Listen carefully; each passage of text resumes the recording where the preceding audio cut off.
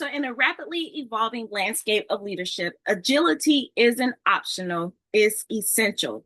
The ability to pivot, adapt, execute swiftly is what distinguishes leaders who drive from those who thrive from those who merely survive. Today, we're unpacking the critical importance of agility in leadership and how to cultivate it with your organization and within your organization as well. But first, to assess your own agility with the Leadership Intelligence and Resilience Index, or the LLI, I want you to check the description box or the feature section down below, or you can go to drvernitaglenn-white.com/leader index. So you can have a starting point and have a lens that you can use throughout this episode.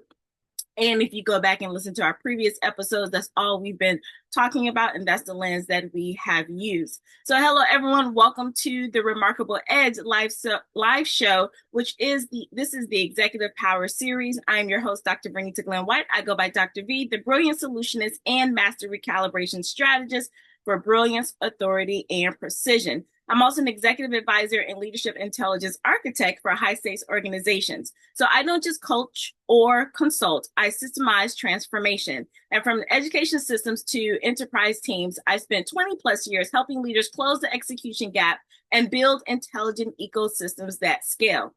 And this show is where bold execution meets intelligent design, where elite professionals come to rethink leadership, realign performance, and build organizations that actually work. So if you're done playing by outdated rules and ready to architect results that drive revenue, retention, and real influence, let's get to work. So in this first segment, let's talk about the perils of perfectionism. So leadership perfectionism can be a silent killer of innovation. And if any of this resonates with you at any point, be sure to comment down below and let me know which part.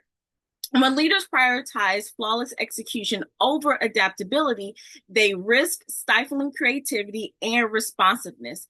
The pursuit of perfection often leads to analysis paralysis, where decisions are delayed and opportunities are missed. And true leadership agility involves embracing imperfection as pathways to innovation and growth. Now, I do have this thing with the word imperfect. You know how people say take imperfect action, but I know that a lot of you who are high level, you don't really resonate with that word because that means you're doing something that's not aligned to your standard of excellence. That's not what we're talking about here. You still can have a standard of excellence, but is somewhat imperfect because you don't always know the outcome or the results, but you can still have your level of standards, your level of excellence, and your level of precision when you are taking these steps. So don't let that word imperfect let you off the hook to say, well, I'm just going to throw anything out there, and then don't let it stop you, because that's not what we're talking about. But we are talking about cultivating an agile mindset. Now, we hear a lot about mindset, but now we're going to talk about how to cultivate it so that it's not just so up in the air. We're going to bring it down and ground it. So developing an agile mindset requires a shift from control to empowerment.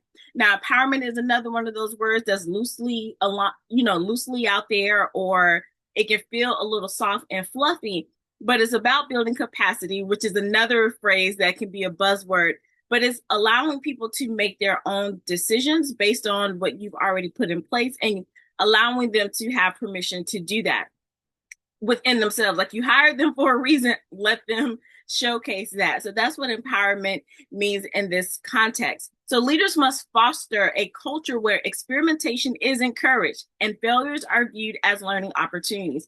And if you are like me, and if you've been traditionally trained through the school system and you were that top student, or you always worked hard because you were striving for that A, to be perfect, not to mess things up, and not to do anything over, you just wanted, to get that gold star.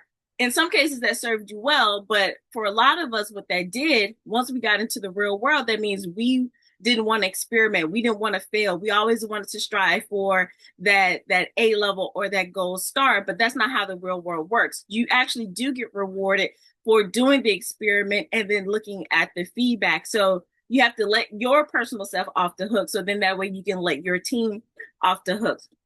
So when you do that, that involves encouraging cross-functional collaboration.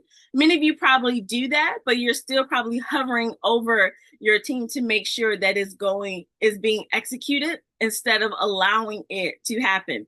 And then the other part is promoting open communication, not just within your team, but also for them to talk to you and for you to talk to them. I know these things are like, well, duh, that's common sense, but common sense isn't so common, and everyone is not doing that in their organizations. And then rewarding initiative and adaptability. Don't punish the people for stepping out and wanting to do something. You can't have it both ways. So you have to ask yourself, are you encouraging cross-functional collaboration? Are you allowing them different departments to talk without you being upset because you didn't run it? Are you allowing people to talk to you and themselves about all things that are happening, within the organization? And are you rewarding people who are saying, you know what, I saw that issue, I'm going to go handle that, or the way you had this laid out for us, it didn't quite work well, so I'm going to go ahead and make some changes so we can get the results that you desire? Or are you so hung up on your ego that you do not celebrate or encourage those things? But when you do, you are creating an environment where agility thrives and teams are equipped to navigate change effectively. And with things on the landscape, especially with AI that we'll talk about in a few minutes, you have to be able to do that. Even if you yourself are like, oh, I don't know, I don't want to touch it. Everyone on your team or your staff or within your department are not feeling like that. They're probably doing things on their own, but they're looking at you and it's like, well, if they're hesitant, I'm not going to speak up and say what I learned because I don't want any repercussions. As a leader, you have to check yourself. So we're going to go into now talking about something that I saw in the real world, a current event, so we can ground this. And it's talking about AI and the evolving role of middle managers. And so what's happening in organizational dynamics? This is what Peter Vanham highlighted in a recent Fortune article that I read. He discussed how the integration of AI is transforming the role of middle managers. Now, I will also say any type of leader, whether you're at the top, middle, bottom, spread out, I think it's doing this for all of the roles. So don't check out if you just hear, oh, I'm not a middle manager. No, this applies to you too. So traditionally, middle managers acted as conduits, disseminating information from the top executives to frontline employees. However, with AI automating routine tasks and data dissemination, middle managers are now expected to do three things. The first one, interpret complex data insight. So no more just, oh, this is what the report said, I'm just passing on the report. You need to know what those, whether it's quantitative or qualitative, you need to know what those data metrics say and not just the numbers or the words. Number two, provide strategic recommendations. This is where you use your expertise. Yes, I'm looking at numbers and words, but what do they actually mean? And what does that mean for our team, company plan, so forth and so on? And number three, facilitate innovative and change management. So not just saying, hey, you better change with the times. That's not it. Are you able to walk your team through the process of change? There's a lot out there about change management. There are a lot of frameworks and they're good, but how many people are actually taking the time to walk teams and companies through the lens of AI or whatever new innovation that is coming through? So that is now your role. So if you are struggling with that, comment down below and we can have a conversation about that, or be open enough to have some conversation about next steps so you can see where you need to put your resources and get the support that you and your team needs. So this evolution underscores the need for agility at all organizational levels. This is why I said, do not tune out if you only heard the middle manager. You're like, well, that's not me. Yet it involves you. So leaders, you must invest in upskilling your teams and adapt to the new expectations, ensuring that their organizations remain competitive in the AI-driven landscape. So now the performance tax of rigidity. So let's be honest, most leaders are more committed to polish than to progress. So what I mean is you got the slide decks, you got the dashboards, you got the digital whiteboards, but when disruption hits, all of that structure becomes like this weight, like, oh my gosh. And the reason the execution fails isn't lack of strategy, because you got all of that. but it's the rigidity of how performance is expected to happen. So let me say that again. When things fail, it is not because you don't have any strategy. You have all of that, but it's the rigidity of how performance is expected to happen under the new conditions. So let's not say your team is underskilled, because they probably aren't. Your market hasn't changed that much. Even though people are saying the market is changing rapidly, it's not changing that much, in the grand scheme of things. Like overall, yes, but when you get down to the nitty gritty, not really. But what has changed is the speed of relevance. That is what you have to focus on. And rigid leadership systems, they tax performance and they choke innovation. So if you're not progressing how you think you should, then consider those things. But real agility is not about more frameworks. And this is coming from someone who loves all things frameworks. But it is about rebuilding trust in your team's ability to move without permission, your permission. They shouldn't have to always come to you. And you're wondering why you're so tired and you can't, grow in certain things. You can't focus on certain things because you are the chokehold, the bottleneck. Everyone still has to come to you for permission, even though you hired these highly skilled people to do their work. So you have to start working on your mindset and understand that everyone doesn't need your permission to do every single thing. So if you want to know if your culture is agile, consider these three things.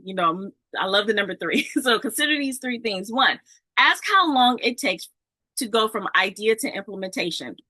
Ask your team that, or you sit there and reflect, but get some outside, feedback. Number 2, ask how often your frontline feedback changes executive behavior. And number 3, ask whether your leadership team can operate without a PowerPoint or a slide deck or anything like that.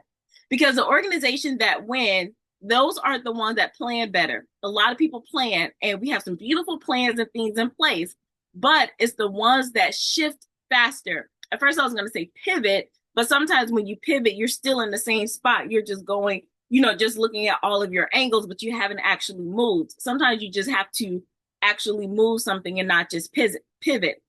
So this is about shifting faster without losing your identity. And that's where the real work comes in. So you have to understand that agility isn't a one-time initiative. We're not going to just put it on the board for our strategic plan and say, we're going to focus on agility. And then once the next quarter comes, then that's it. No, it is a continuous journey. And you begin by evaluating your current leadership agility with the Leadership Intelligence and Resilience Index, or the LII. And it touches on what I call the 5 pillars of leadership ecosystem mastery. The first one is strategic intelligence and decision mastery. It sounds complicated, or it sounds like something that you already do, but the nitty gritty of that is, do you truly understand that leadership isn't just about reacting to change? It's about anticipating, predicting, and shaping that change. The second pillar is scalable leadership structures. Do you realize why traditional leadership programs fail? It's because they only develop individuals and not systems, okay? You need both, but when the person leaves, you don't want everything to go out the door with them either. The third pillar is what I call leadership content knowledge, or industry fluency. Now, I've studied this concept intensively in my educational space. That's what my whole dissertation and research was about. But it is a transferable concept. And I see that is needed across different industries, because the biggest gaps in leadership consulting is that many executives are leading outside of their domain of expertise. Yes, you're probably put over, a company or a department where you're like, this is not my wheelhouse, but that doesn't absolve you from learning about what you are currently there to lead. You may not know every single thing, but you do need to have some level of expertise in that thing to be able to communicate with the people. Some people may disagree, but the research shows that you get a better results when the leader actually knows what they're talking about. All right. The fourth pillar is AI and digital adaptability without the hype. So there's no need to fear any AI or any new technology, because it's just a tool. It is not replacement for strategic intelligence. So don't be fooled. There are some things that AI will come and just take over, and regular people are not going to be needed for those tasks. But that means you just up-level your skill set and up-level your thinking, because even though I think some of the data said that AI is learning is changing or evolving every 3.3 months, like new things, like that's how fast it's growing. Our brains are not doing that, but there's still something within us that AI cannot replace, and that is what you focus on. So it's not just task, it is about your thinking as well. And then the fifth pillar that the LII it opens the window to is talent optimization and retention systems. So understanding that talent attrition is due to weak leadership structures. And I'm not calling you a weak leader, but just your structures. And if you're wondering why you have a high turnover rate or people are not performing at the rate that you would like them to perform. So when you take the LII, we can work together to transform your leadership approach, ensuring that you and your organization are poised to adapt and excel in an ever-changing environment. So as we conclude this season of The Remarkable Edge, remember that the hallmark of exceptional leadership is the ability to adapt and execute with agility. Now, we will be transitioning to monthly briefs and roundtables for this segment, or the Remarkable Edge. So you will also start seeing more clips of the teaching frameworks that I use with private clients and corporate clients. And then you'll start understanding how my team can directly assist you and your organization moving forward. So again, as we end this season of The Remarkable Edge, remember to embrace change, empower your teams, and lead with resilience. I'm Dr. Vernita Glenn White. I go by Dr. V, and it has been an honor to guide you through this journey.